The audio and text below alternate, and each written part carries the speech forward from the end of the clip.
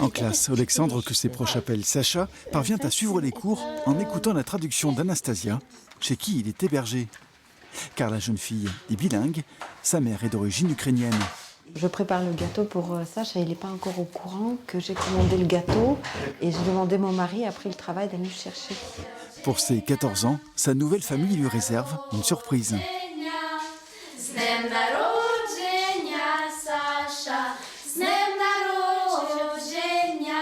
De quoi le réconforter aux côtés de sa sœur aînée.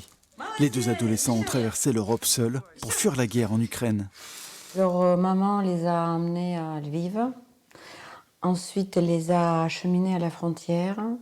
Après, ils sont partis à Cracovie. Ils ont passé une nuit là-bas. Daria, elle est bilingue, elle parle très bien polonais, donc elle s'est débrouillée pour trouver les billets de car. Katerina est une amie de leur mère installée à Nexon. Quand le conflit a éclaté, elle a immédiatement proposé de les recevoir. Daria, qui n'a que 16 ans, a veillé sur son frère durant leur longue traversée du continent. Le plus dur dans ce voyage, c'est de comprendre qu'après ton départ, tu as tout laissé. Ta maison, tes amis, et tu es obligé de partir.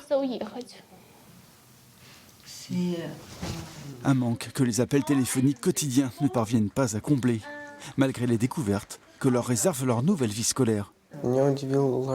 Tout à l'école m'a étonné. Elle est vraiment très grande. On va à la piscine avec l'école. J'étais très étonné de tout. Le repositionnement récent des troupes russes ne met pas fin à leur exil. Un retour en Ukraine n'est pas encore programmé.